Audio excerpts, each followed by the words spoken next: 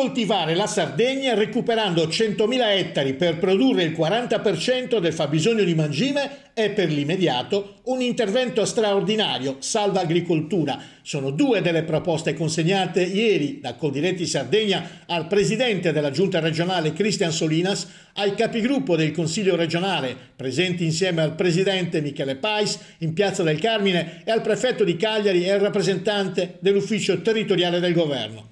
Il caro prezzi è frutto di dinamiche internazionali che non possiamo sottovalutare, ma che meritano di essere analizzate, ha detto il presidente di Coldiretti Sardegna Battista Qualbu. Per questo abbiamo studiato e presentato alla Regione un grande piano che potrebbe contribuire al rilancio della nostra isola attraverso l'agricoltura.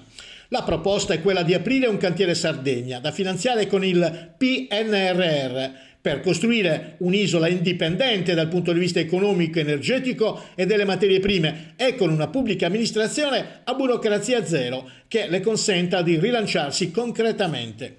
Da circa 20 anni la Cina ha messo in atto un programma di acquisizione dei terreni per coltivare i propri prodotti, così come hanno fatto altri stati, ha detto da parte sua il direttore di Coldiretti Sardegna Luca Saba. Oggi, con l'aumento della popolazione cinese, questo porta a far diminuire la disponibilità alimentare per il resto del mondo, con un aumento conseguente dei prezzi. Se oggi non interveniamo concretamente per il futuro, saremo destinati ad una sudditanza alimentare e di approvvigionamento delle materie prime.